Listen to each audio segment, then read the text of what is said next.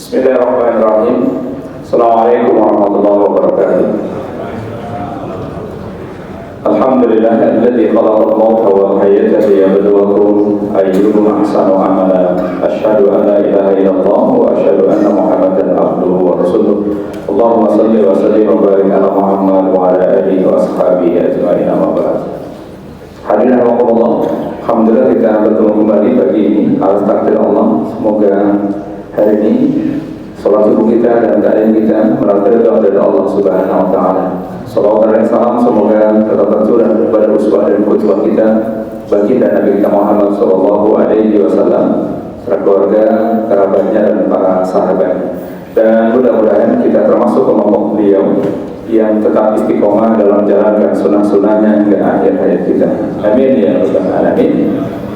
Hari ini kita masih melanjutkan dari bulan lalu, mendapat keberuntungan, dan dalil yang kita gunakan masih di surat yang sama, Al-Maidah ayat 35, di mana Allah berfirman, A'udzubillahi minasyaitonir rajim, ya ayyuhalladzina amanu taqullaha wabtaghu ilaihil wasilah. Wahai orang beriman, bertakwalah kepada Allah dan carilah jalan untuk selalu dekat dengan Allah Subhanahu wa taala. Wajahidu fi sabilihi, dengan bersungguh-sungguh berjihad di jalan Allah menegakkan Islam. La'allakum tuflihun, mudah-mudahan kalian mendapatkan keberuntungan.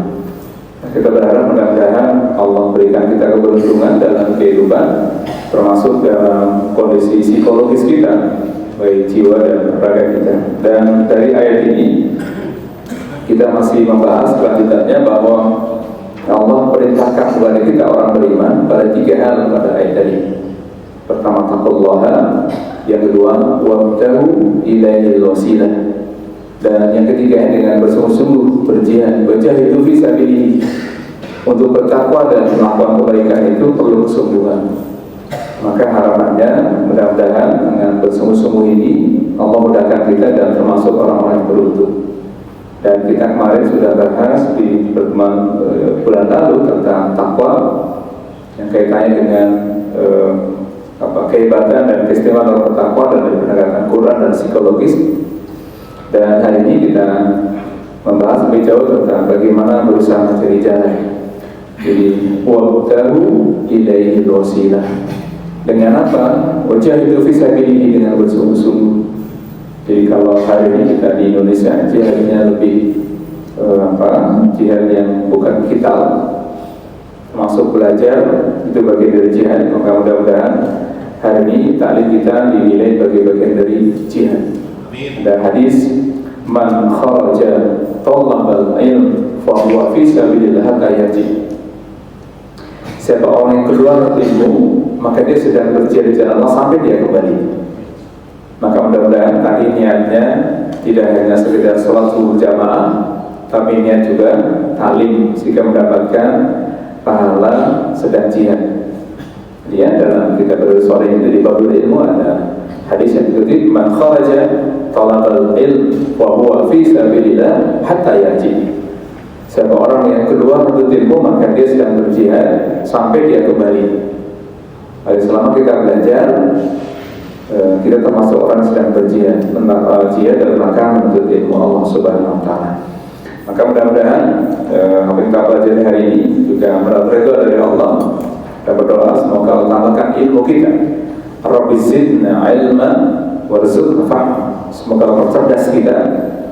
Dari imam kita juga baca ayat yang luar biasa indah ya, di Ali Imran dari 190, bahwa bagi orang-orang yang ulul albab itu, yang cerdas, yang smart adalah orang-orang yang selalu berpikir, selalu berzikir dari jam berdirinya, duduknya, rukuknya, itu semuanya dalam rangka berzikir. Nah, hari ini kita mudah-mudahan Allah mudahkan untuk memahami ayat Allah, bahwa Allah perintahkan kepada orang beriman ada 2 hal yang sangat penting, yaitu pertama taqullaha, yang kedua wabtaghu ilaihil wasilah, mencari jalan, berusaha untuk mendekatkan diri pada Allah Subhanahu wa taala, tentu dengan bersungguh-sungguh.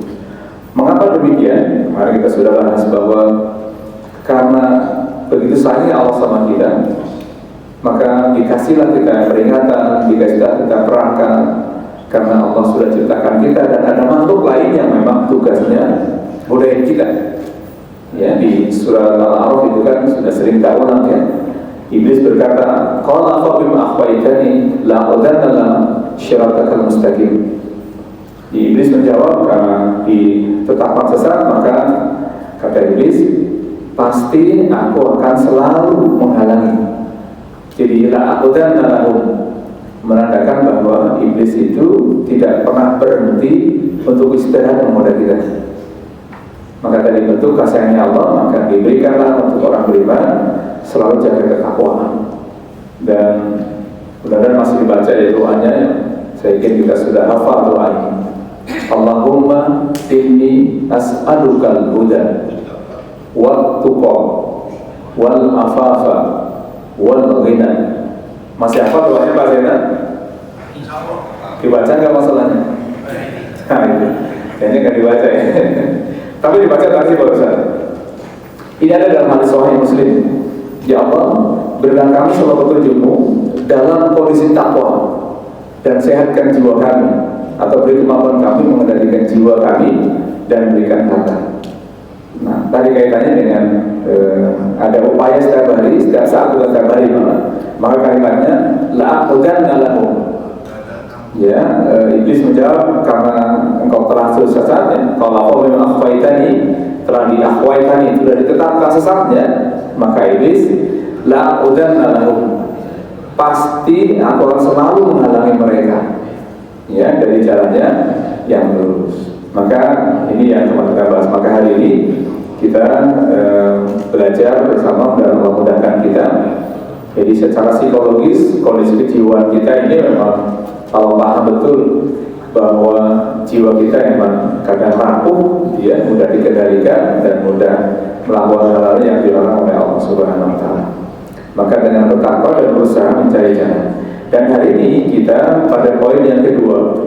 Ya, jadi kalau dibuat skema kira-kira ada 3B lah kira-kira gitu ya. Ada bertakwa, berusaha mencari jalan dekat dengan Allah, dan ketiganya adalah bersungguh-sungguh memperjuangkan Islam. Jadi wabtahu ilaihil wasilah wattaqullah bertakwa kepada Allah, wabtahu ilaihil wasilah. Yang ketiga, wajahidu fi sabilillah la'allakum tuflihun. Wajahid, berjihad bersungguh-sungguh. Jadi kalau saudara kita di Palestina berjihad melawan senjata menghadapi Zionis, yang hari ini kita berjihadnya lebih melawan hawa nafsu kita sendiri dan berjihad untuk selalu bersabar dan yang lain-lain. Baik, karena kita sudah bahas, kita hari ini difokus ke mencari jalan. Ya, jadi kemarin kita sudah bahas ada B yang pertama, bertakwa, dan hari ini kita berusaha mencari melanjutkan kajian itu dengan mencari jalan kepada Allah itu di Al-Maidah 35. Di antaranya adalah pertama, memperbaiki kualitas sholat. Ya, jadi ini hanya tambahannya untuk memudahkan, ada 5M minimal yang perlu kita lakukan dalam rangka membangun hubungan kita dengan Allah Subhanahu Wa Taala. Mengapa sholat menjadi pertama dan prioritas? Ya, kemarin kita sudah bahas ini, kita akan bahas di poin yang pertama, memperbaiki kualitas sholat. Ya, kemarin kita sudah bahas misalnya ada 3 hal yang sangat penting kaitannya mengapa sholat itu menjadi barometernya untuk membangun hubungan kita dengan Allah Subhanahu Wa Taala. Yang pertama, sholat adalah kewajiban. Nah, ini sekali lagi, sholat itu bukan diwajibkan, tapi adalah kewajiban. Maka perintahnya, inna sholata kanat 'alal mu'min. Sholat itu adalah kewajiban. Ya, beda dengan sahur misalnya. Kalau sahur, kutiba alaikumus syiyam, itu diwajibkan.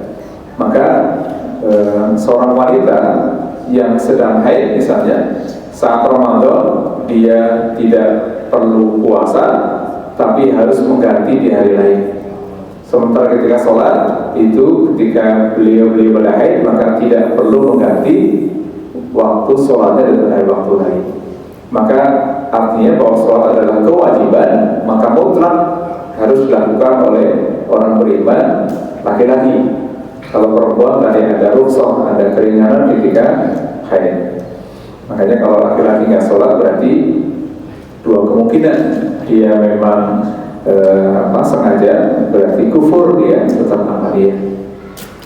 Nah, karena kita sedang belajar tentang bagaimana memperbaiki kualitas sholat, maka ada 5 yang perlu kita lakukan dalam hal ini. Kemarin kita sudah bahas sholat dengan ilmu. Ya, hari ini kita bahas sholat dengan kecintaan. Ya, mudah-mudahan Allah mudahkan kita bahwa dalam rangka memperbaiki kualitas sholat kita untuk mencari jalan agar dekat dengan Allah. Karena sekali lagi sholat adalah barometernya.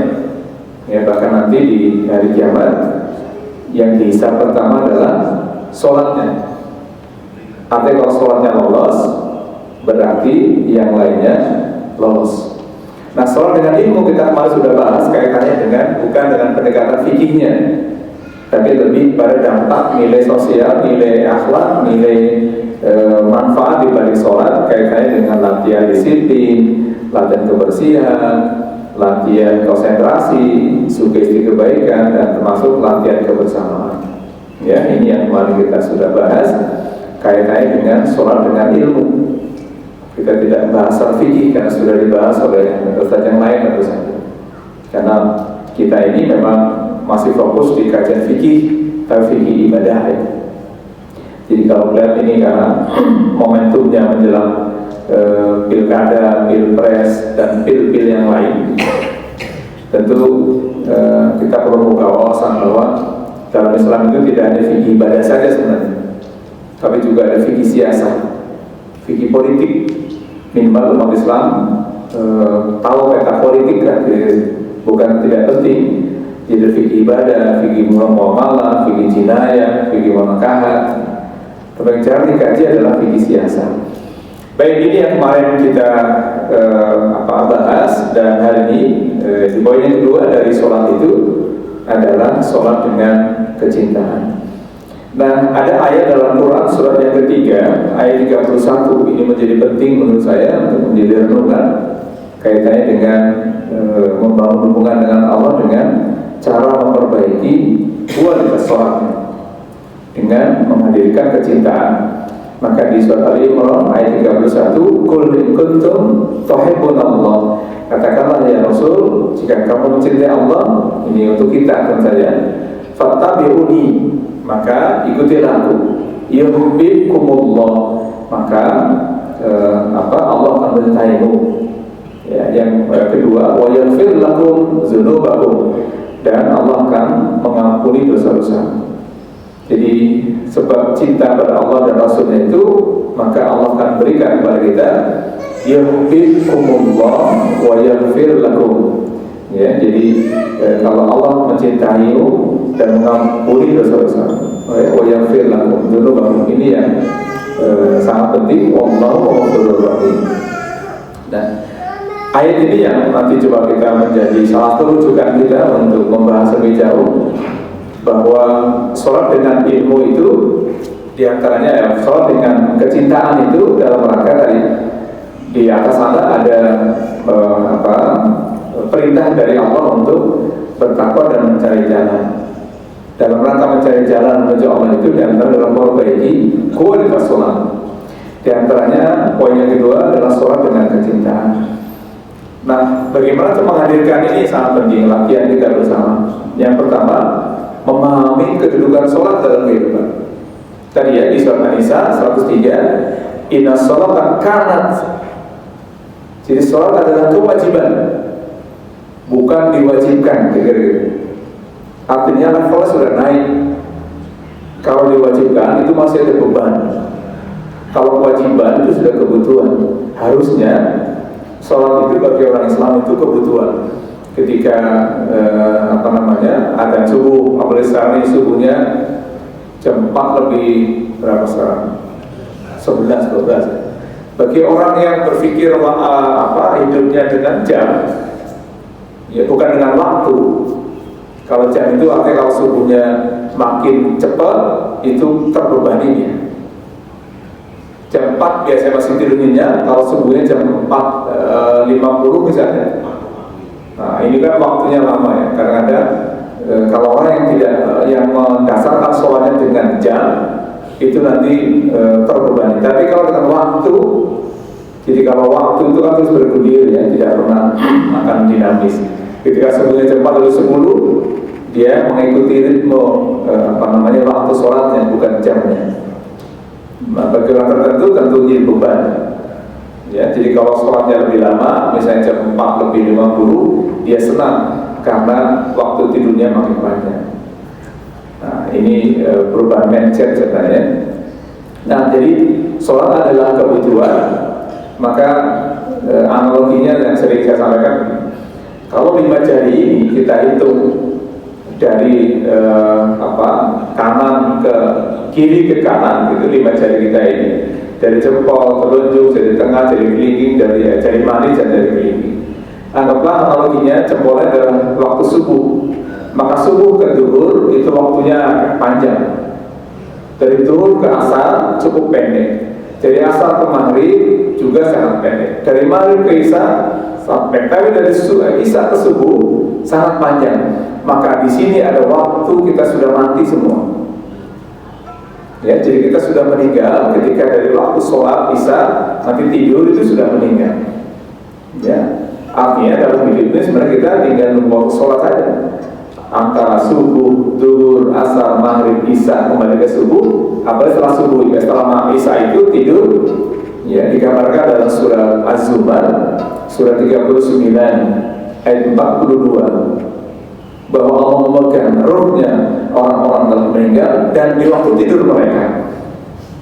Artinya tadi kita juga sudah meninggal sebenarnya. Makanya bangun tidur yang dibaca doanya apa? Alhamdulillahilladzi ahyana ba'dama amatana, setelah kematian kita. Ya, jadi kita tadi sudah merasakan kematian, hanya bedanya dikembalikan dan hidup. Ya, makanya mudah-mudahan waktu-waktu kita ya, ketika ada subuh walaupun sudah masih malam, tidak ada jam 4 lebih 11 misalnya, bagi orang yang berpikir bahwa hidupnya menunggu waktu sholat, maka dia akan bersyukur. Nah, menghadirkan kecintaan ini dia adalah bagaimana merubah mindset kita, merubah alam pikiran bahwa sadar kita bahwa sholat adalah kewajiban, berarti kebutuhan, sama seperti makan dan minum. Ini tentu tidak mudah, tapi saya yakin bagi kita orang yang beriman, sholat adalah barometernya, maka tidak ada alasan tidak sholat bagi laki-laki. Kalau perempuan tadi ada waktu-waktu yang tidak boleh sholat bahkan. Ya, jadi laki-laki boleh tidak sholat dengan 3 alasan saja. Ya, pertama dia kafir, murtad, maka bebas sholat. Yang kedua, jadi orang gila, bebas sholat. Yang ketiga, mati, meninggal. Makanya semboyannya ke masjid itu sampai tua, bukan nunggu tua baru ke masjid. Apalagi ke masjid digotong sama tetangganya, akan rugi itu. Ya, bagi laki-laki. Nah, karena menyadari tentang tugas tadi, kewajiban itu, maka bagaimana tadi menghadirkan yuhibbukumullah. Ya, jadi bagaimana menghadirkan cinta pada Allah, maka ada janji dari Allah tadi di Ali Imran itu adalah wa yaghfir lakum, Allah akan mengampuni. Jadi kalau Allah cinta pada kita, maka Allah akan mengampuni dosa-dosa kita.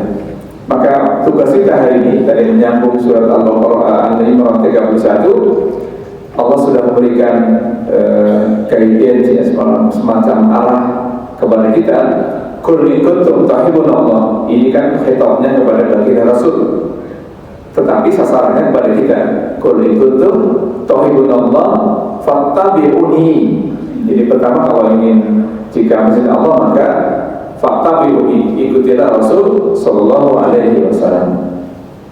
Yuhibbukumullah wa yaghfir lakum dzunubakum. Niscaya Allah akan mencintaimu dan mengampuni dosa-dosa. Nah, ayat ini menginspirasi kita tentang bagaimana menghadirkan kecintaan tadi dalam sholat itu. Sholat tidak hanya sekedar gugur kewajiban. Ya, jadi kalau ada masih terbebani sholat ketika azan subuh atau zuhur, ya sudah zuhur saja misalnya. Cepat banget waktunya. Padahal hari waktu kita hanya tinggal menunggu waktu sholat saja. Kita meninggal antara waktu subuh atau zuhur, atau zuhur asar, atau asar maghrib, atau maghrib isya, atau isya subuh. Makanya tidak ada waktu bagi kita kecuali menyadari bahwa hidup kita hanya menunggu waktu sholat saja. Ya, jadi kalau sudah lepas subuh berarti nanti tunggu zuhur. Kapan waktu kita meninggal hanya ada di antara waktu sholat saja. Nah, tentu ini tidak mudah. Dan saya yakin kenapa Allah mengajarkan kita untuk mencari jalan mendekat pada Allah dalam pendekatan psikologis. Kita tahu bahwa sholat itu adalah terapi di antara terapi terbaik. Ya, karena sholat itu bisa menjadi wasilah. Ya, makanya di Al-Baqarah 45 dan 46 Allah sudah berikan warning pada kita. Ya, bukan warning, artinya sudah menjadi peringatan dan informasi. Ya, wasta'inu bis-sabri wa sholat. Minta tolonglah pada Allah dengan sabar dan sholat. Artinya sholat tidak sekedar hanya gugur kewajiban. Nah, ketika menghadirkan sholat dengan kecintaan, kaitannya dengan terapi psikologis yang kita bisa lakukan sendiri, ya, maka harusnya orang Islam itu tidak ada stres. Harusnya orang Islam tidak ada yang mengalami depresi kalau dia sholatnya dengan baik.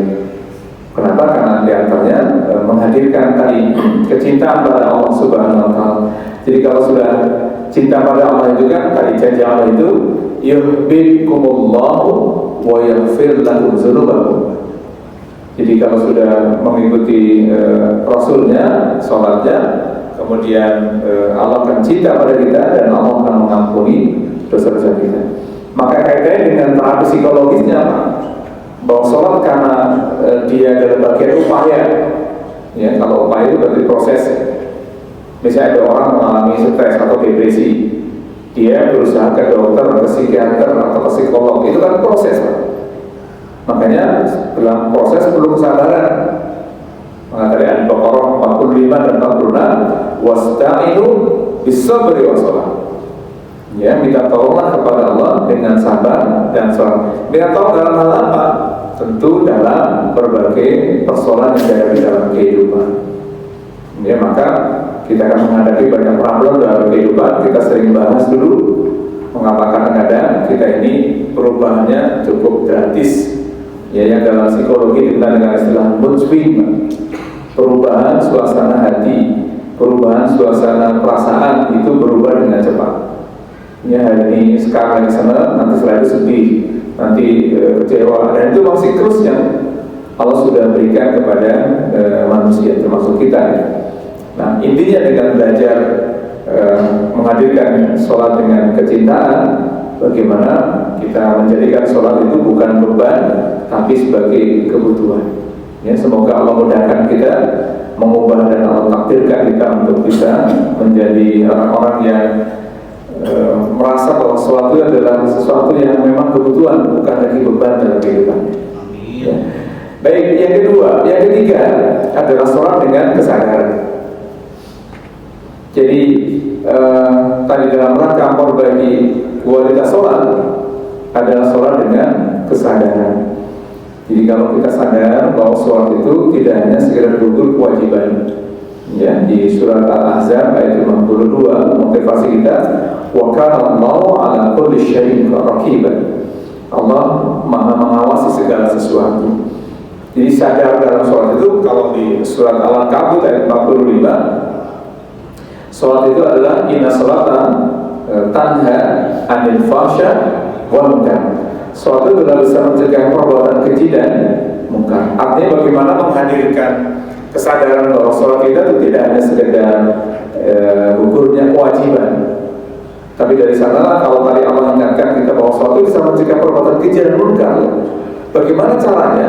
Tentu menghadirkan kesadaran dalam diri kita, bahwa sadar Allah mengawasi, kalau sadar bahwa Allah memberikan Maha segala-galanya, ya, maka Allah sudah peringatkan kita dalam surat Toha surat ke-20 ayat 14-nya. Innani anallahu la ilaha illa ana ya fa'budni wa aqimi sholata li dzikri. Jadi kaitannya dengan mengenai kesadaran itu, Sholat bisa meyakinkan dan sholat bisa menjadikan kita tambah sadar bahwa sholat kita itu bisa menjadi barometer kehidupan. Artinya bahwa orang sholat itu bisa memberikan kesadaran tinggi.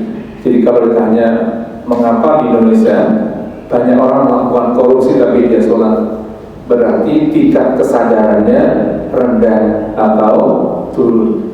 Kenapa? Karena Allah sudah menjamin inna sholata tanha 'anil fahsya wal munkar. Sholat itu bisa mencegah perbuatan keji dan munkar. Nah, mencegahnya itu tidak otomatis hanya dalam sholat saja, tapi bagaimana kesadaran itu muncul dalam kehidupan. Ya, apa makna sholat dalam kesadaran itu? Sholat dengan kesadaran itu kan kita tahu ya, kesadaran itu merupakan konektivitas antara hati, pikiran, pemahaman, perilaku, budi pekerti. Jadi ada korelasi, ada kesinambungan, ada konektivitasnya antara hati, pikiran, pemahaman, perilaku, dan budi pekerti. Jadi sadarnya sholat itu tidak hanya sekedar kewajiban, dan Allah sudah menjamin sholat bisa mencegah perbuatan keji dan munkar. Artinya sholatnya tidak hanya dalam waktu itu saja. Ya, di waktu sholat memang khususnya luar biasa, tapi di luar itu antara pikiran, hatinya, pemahamannya, perilakunya, budi pekertinya itu terkoneksitas. Jadi ketika dia mau korupsi misalnya, korupsi itu kan jahat, hatinya yang masih bersih itu kemudian dikuatkan oleh pikiran, iya jangan korupsi, korupsi itu tidak baik. Maka tinggal pemahamannya sampai dalam perilakunya, budi pekerti juga terkoneksitas antara hati pikiran itu dengan perasaan, dengan ilmunya tadi. Ya, jadi kesadaran adalah jalan lurus, kesadaran adalah sinkronisasi atau kesesuaian. Ya, untuk membangun kesadaran maka kita harus mempertemukan antara perilaku, kata-kata, pemahaman, hati dan pikiran serta semua yang ada dalam diri kita. Jadi tubuh kita ini semuanya kalau ingin benar-benar sadar dan punya kesadaran maka perlu menghadirkan itu semuanya. Nah, dalam psikologi Bapak Ibu, kesadaran itu ada 3 hal yang perlu dibangun. Jadi pada ranah cipta, pada ration kita, kemudian pada ranah rasa, pada emotion kita, dan ketiga pada ranah karsa, pada will. Ya, jadi bagaimana menghadirkan kesadaran? Tadi kayaknya sekarang sholat, karena sholat dan kesadaran itu sholatnya itu tidak hanya sekedar dari takbir sampai salam saja, tapi dibalik itu menghadirkan kesadaran. Jadi kalau kita ingin memahami bahwa inna sholat tanha itu berarti sholatnya terkoneksitas tadi antara pikirannya, perasaannya, perilakunya, tindak tanduknya itu menjadi terkoneksitas, terhubung. Nah, maka membangun kesadaran ada 3 dalam psikologi. Yang pertama adalah rationnya, cipta, fungsi intelektual untuk menilai, memutuskan dan tindakan. Jadi ketika jiwa kita sehat, pikiran kita bagus ya, mentalnya bagus. Ketika ada perilaku yang tidak baik, pasti ada warning di situ. Tadi misalnya ada orang mau mencuri, karena pikirannya terkoneksitas antara hati, pikiran, perasaan, perilaku dengan tindak tanduknya, maka pikirannya itu bisa, intelektualnya bisa memahami bahwa ini tidak baik. Ini kaitannya dengan manfaatnya ilmu baik. Maka di surat Az-Zumar surat 39 ayat yang ke-9 ada 3 indikator kalau ilmu kita manfaat. Ya, jadi kaitan kesadaran itu juga berhubungan dengan masalah ilmu. Ya, di surat Az-Zumar ayat yang ke-9 itu ada 3 indikator ketika intelektual kita, ilmu kita itu bisa bermanfaat. Apa yang pertama indikatornya? Syajidan wa qa'iman. Indikator pertama dari ilmu yang manfaat, intelektualnya bisa dipertahankan dan bisa menjadi barometer kebaikan ketika dia rajin ibadah. Syajidan wa qa'iman, rajin sujud, ya, rajin ibadah, sholat di situ. Dan yang kedua, yang baru akhir memiliki orientasi ke akhirat. Jadi kalau intelektual kita, ilmu kita tidak bisa mengorientasikan pada akhirat, ya misalnya ada orang dokter, saya kan ilmu umum, nggak ada kaitan dengan agama, itu salah besar. Ya, jadi ilmu apapun sebenarnya harusnya itu makin membuat orang jadi tunduk menghadap Allah Subhanahu Wa Taala. Mengapa? Rasul sudah sering ya kita baca nih hadisnya. Doa, kenapa kita perlu baca doa ini? Karena kaitannya tadi, tidak semua orang pintar itu, yang orang intelektual itu bisa digunakan ilmunya untuk dekat dengan Allah. Maka doanya, Allahumma inni a'udzubika min ilmin la yanfa' wa min qalbin la yakhsha wa min nafsin la tasba wa min da'watin la yustajaba laha. Ini sering saya sampaikan. Ada hafal doa ini? Pak Zainal apa Zainal? Pak Zainal nyender dulu jadi nggak hafal. Ya, dan doanya tidak 4 tadi. Ya Allah, aku berlindung kepadamu dari ilmu yang tidak manfaat. Allahumma inni a'udzubika min ilmin la yanfa' wa min qalbin la yakhsha wa min nafsin la tasba wa min da'watin la yustajaba laha. Minta agar ilmunya manfaat, hatinya tenang, jiwanya puas, doanya dikabulkan. Ya, nanti kalau yang punya kitabnya bisa dibuka di rumah ya. Di kitab Sahih Muslim jilid yang kedua, hadisnya nomor 2722. Kalau yang berjilid hadis Sahihnya Muslim, kalau yang satu saja ringkasannya saya tidak tahu nomor berapa ya, tapi hadisnya cukup panjang sebenarnya makanya ya, doanya banyak. Tapi tadi mintanya agar kaitannya dengan masalah fungsi intelektual. Jadi kesadaran itu memang didukung oleh pikiran Pak, dari intelektual, dan ini bagian dari proses pembelajaran. Ya, jadi orang pinter ya, di kita secara formal ya dari TK, SD, SMP, SMA, S1, S2, S3 selesai mentok di situ. Itu secara formalitas. Tetapi kita lihat bahwa tidak semua orang yang memiliki pendidikan tinggi itu intelektualnya berfungsi. Ya, jadi sekali lagi tidak semua orang yang berpendidikan, pendidikan tinggi itu bisa intelektualnya berfungsi menjaganya. Nah, kalau kita ingin ilmu yang kita pelajari dari TK, SD, SMP, SMA, S1, S2, S3 itu manfaat, maka indikatornya ada 3 tadi. Surat Az-Zumar, surat 39, ayat ke-9-nya. Jadi pertama adalah rajin ibadah, yang kedua mencari orientasi hidupnya akhirat, yang ketiga takut pada azabnya Allah. Nah, sehingga mudah-mudahan Allah jadikan kita ilmu yang kita sudah pelajari bersama, baik secara formal maupun non formal, itu menjadikan fungsi intelektual kita itu berjalan. Ya, fungsi intelektual. Jadi tidak semua orang yang berpendidikan, termasuk pendidikan tinggi, itu berfungsi intelektualitasnya. Jadi jangan heran Pak, nanti kalau ada yang lihat ada orang pintar, orang Islam, tapi kok nggak membela Islam misalnya, sama-sama ada yang berceloteh, itu LGBT, itu takdir. Coba kalau pikir logika, bagaimana takdir itu LGBT? Bapak ibunya normal, emang bapaknya mau jadi gay, ibunya mau jadi lesbi, kan nggak masuk akal. Yang ada harusnya ini penyakit, harus disembuhkan, bukan malah memasrahkan bagian dari takdir. Karena takdir itu kita tidak pernah tahu, kita hanya proses. Jadi kalau kayak logika, ada orang yang punya anak misalnya nauzubillah LGBT, bapak ibunya bilang itu takdirnya, kira-kira masuk akal nggak? Waras nggak kira-kira? Bapak sendiri nggak mau dituduh sebagai gay, ibunya juga nggak mau jadi lesbi misalnya. Nah, logika ini yang belakangan sering muncul orang pintar tapi orang cerdik, orang pintar tapi tidak berfungsi intelektualitasnya. Maka tadi Rasul ngajarin kita doa, kami berlindung dari ilmu yang tidak manfaat. Kita sudah belajar Pak, ya, belajar secara formal selesai sampai S3 misalnya, ngaji setiap hari misalnya, tapi tidak bisa menjaga kita dari keburukan, berarti ilmu intelektual kita berfungsi. Baik, jadi kesadaran dalam psikologi itu yang pertama adalah cipta, ration, dan itu kaitannya dengan intelektualitas. Yang kedua, kaitannya dengan rasa kesadaran itu. Jadi emotion kita, tenaga dalam jiwa yang bentuk motivasi dan tingkah laku. Pikiran pengendali itu, Pak.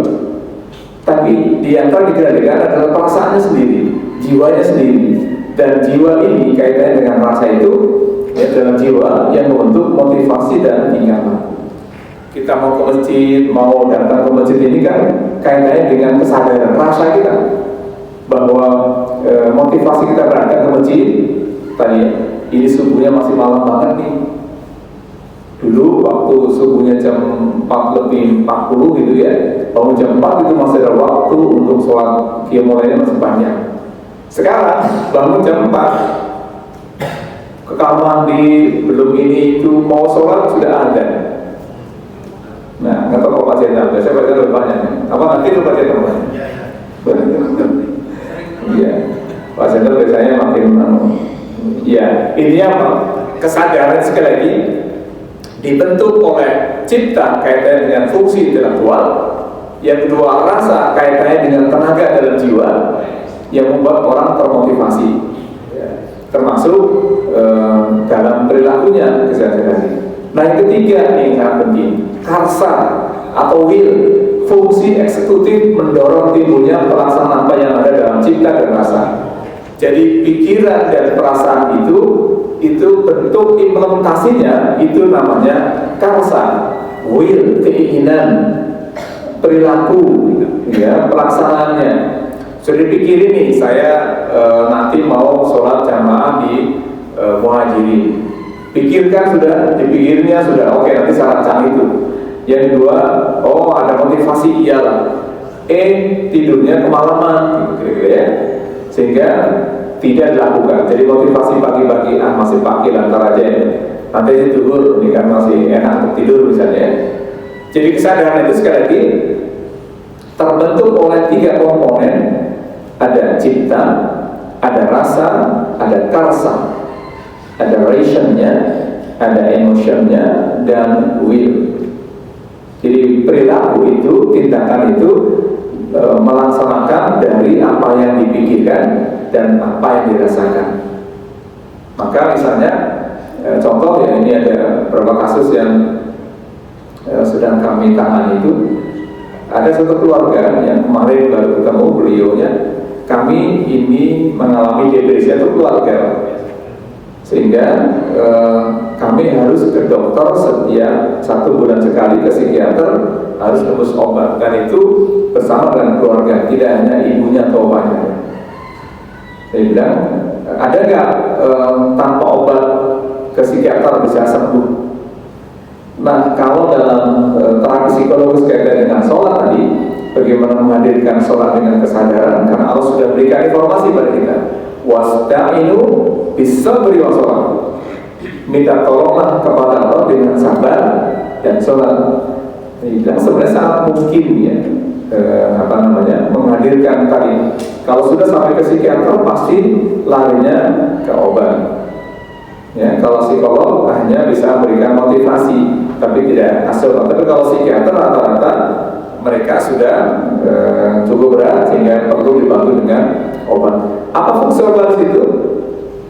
Di antaranya adalah untuk merangsang daya saraf gitu ya, sehingga mengkoneksitaskan. Jadi kalau orang masih sehat itu kan berfungsi, pikirannya masih normal, masih bersih, diajak bicara masih nyambung, perasaannya bisa dikendalikan. Nah, kalau antara pikiran dengan perasaan sudah nggak connect, nanti perasaannya mudah sekali mengalami perubahan mood swing dalam psikologi tadi.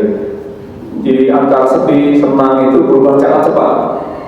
Tiba-tiba berdebar-debar, sedih, nangis gitu ya, nanti berubah lagi. Nah, ini kaitannya dengan fungsi emotion, dan itu kaitannya dengan kesadaran diri.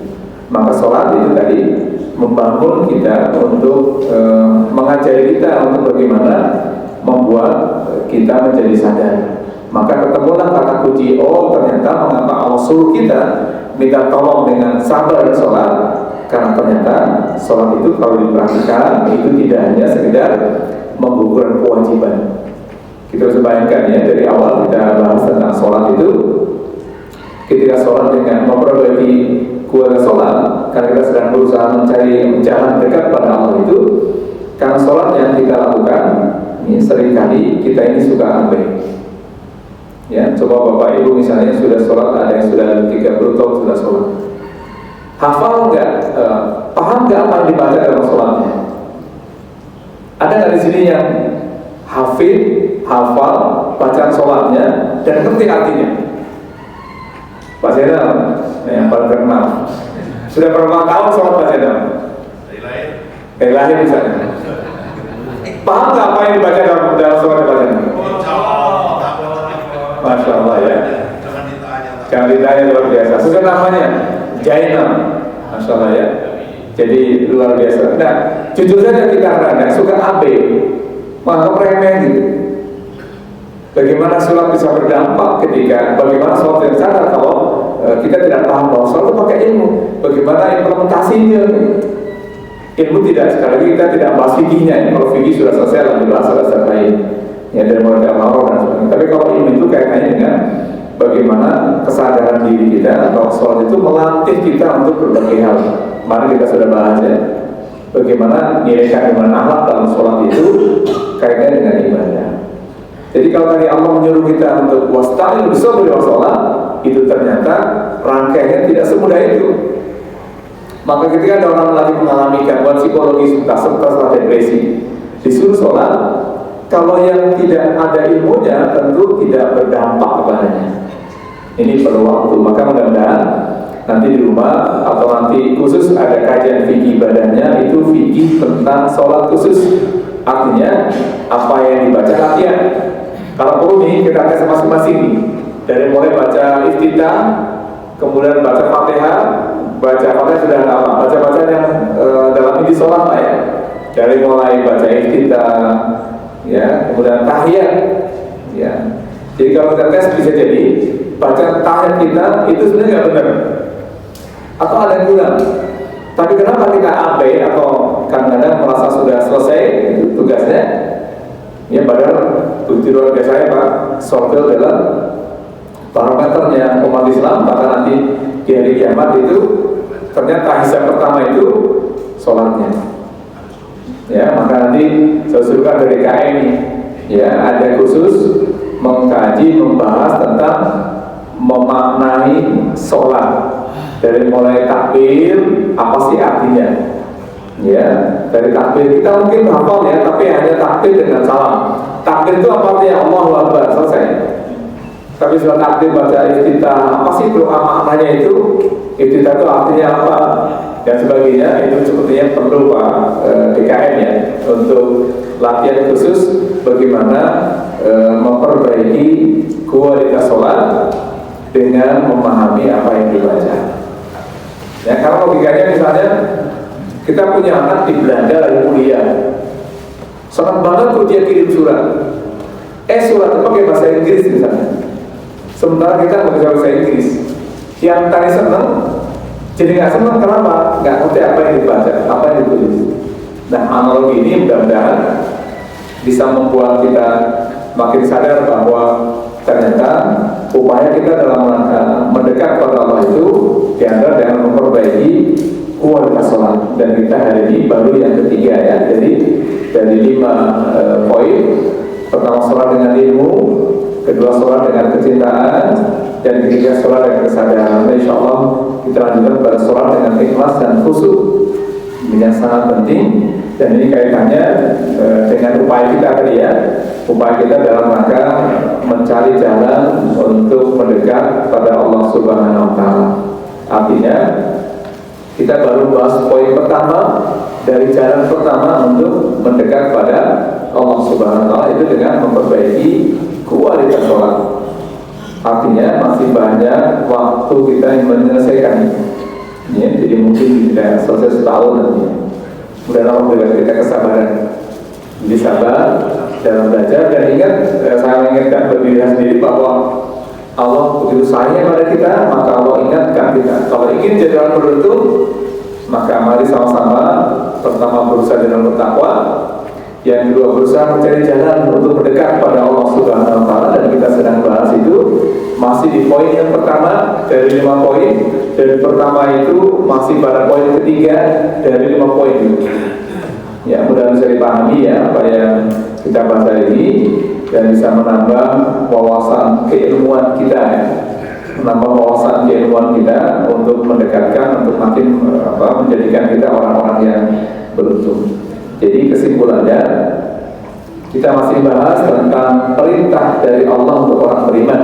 Tadi ya, perintah dari Allah, ya ayyuhalladzina amanu, wahai orang beriman, taqullaha, bertakwalah kepada Allah, wabtagu ilaihi wasilah, dan berusaha mencari jalan untuk selalu dekat dengan Allah Subhanahu wa Ta'ala.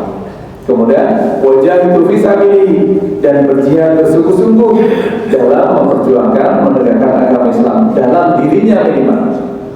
Ya, dalam dirinya, keluarganya, dan lingkungannya. Ya, agar apa? La'alakum tuflihun, mudah-mudahan mendapatkan keberuntungan. Ya, beruntung oleh sebab kita bertakwa, beruntung karena kita selalu mencari jalan menuju Allah, beruntung karena kita bersungguh-sungguh.